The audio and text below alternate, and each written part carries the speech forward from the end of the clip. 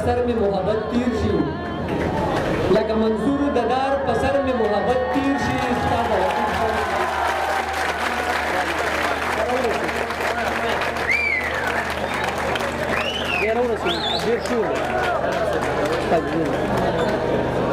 लगा मंसूर ददार पसर में मोहब्बत तीर शी स्ताद रकीब संग की लिदल पमा क़यामत तीर शी څوک چې د خپل جنت د پاره د بل وینې توی کړي قسم که دا سړی پخوا هم د جنت تیر شي. ډېره مننه کوم د راز محمد د سالار صاحب نظم وړایم ویمه د نظم نه وړاندې نظم سره تړلي او دوه شعره چې په دې ټول چم کې بدنام یم تومتي یم په دې ټول چم کې بدنام یم تومتي یم د غربت لمبو وهلی یم سدي یم بې وسۍ را باندې داسې لوبې وکړي چې په ژوند باندې دنیا کې دوزخي یم. نظم عنوان دی بېوسي. زه په یو لاس په یوه خپه باندې معذوره سړی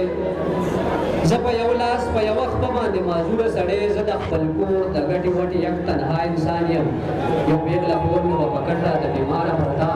ډاکټر ویل راته د دې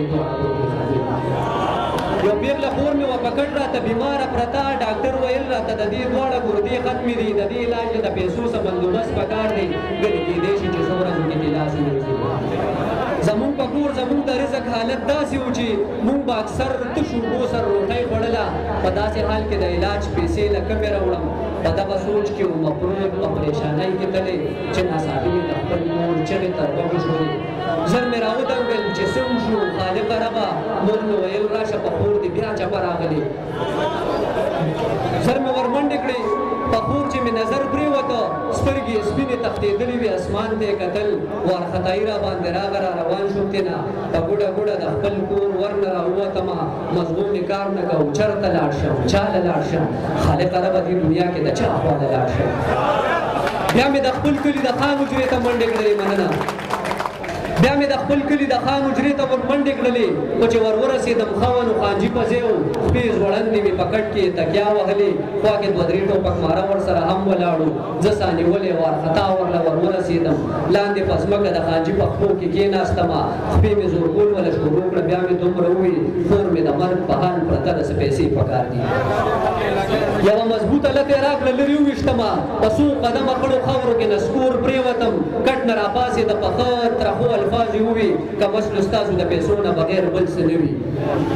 کټ نه راپاڅېده په ښه ترخو الفاظ یې ووي که مسلو ستاسو د پیسو نه بغیر بل څه نه وي زما پیسې به ته سبا ماله د کمې راوړې کور دې هم نشته دی چې بیا یې د نه قرضه کې واخلم. د خړو خاورو مې یاره دا ځان راته غلام ابن غلام ښکاره شو د خړو خاورو مې مخ وڅنډلو پاڅېدمه د خړو خاورو مې مخ وڅنډلو پاڅېدمه د خپلو ماتو امیدونو سره راووتمه د خور سلګیو د مور کرکې مې غوږونو کې وې جیب ته مې لاس کړه نو په جیب کې 10 روپۍ پرتې وې ګاډي کې کېناستم نیغ پې پېښور ته لاړم ګاډي کې کېناستم نیغ پې پېښور ته لاړم هلته یو پل و چې بې شمېره مزدوران پې ناست وو زه هم وروکشېدم هلته په پل کېناستمه په سوچ مې کور کې دیوالونو سره ځان وهلو یو تور موټر راغی شیشه یې لږ ښکته کړله دا مې هېره سو چې زما نه مخکې څوک ور نه شي پل نه راپاڅېدم هغه ته مې ور منډې کړلې چې ناڅاپي یو بل موټر له سایډه ووهلم په میان سړک د پرلندي په شانتې وچورلېدم د ګاډي مخې ته په لاره کې نسکور پرېوتم. بیا زر راپاڅېدم مالک ته مې ور منډې کړلې ما ویلې زه په مزدورانو کې تکړه مزدور یم د بادرۍ مې ورته دومره لاپې وویشتې چې ما ویلې زه درله دا ټول جهان په سر وړمه. هغه زما معذور وجود ته لاندې باندې کتل هغه زما معذور وجود ته لاندې باندې کتل ویل یا خوښه روکې تا خو بیخي نه بوزم ډېر په زړه ماتې په تیکو باندې تې غاړې ته شوم زړه کې مې تېره شوه چې دلته هم څه نه جوړېږي نو ډېر مجبوره شوم د دې نه بغیر چاره نه وه ما سره اوس د خیر غوښتو نه بله لاره نه وه نو ډېر مجبور مجبوره شوم د دې نه بغیر چاره نه وه ما سره اوس د خیر غوښتو نه بله لاره نه وه په ډېره یره په مزه مزه یو کس ته لاړم ما ویل معذوره یم د خدای په نامه څه خو راکړه خدای دې خوشحاله کړي زموږ یې راته لاس کې کېښه هغه مې پرېښود بیا بله لاړم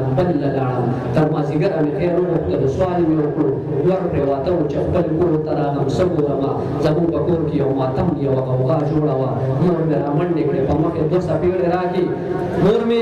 رامنډې کړې په مخ یې 2 څپېړې راکړي خپلو ویښتونو ته یې لاس واچولو چغې یې کړې حسرته اوس راغی چې خوب دې د دنیا نه لاړه حسرته اوس راغی چې خوب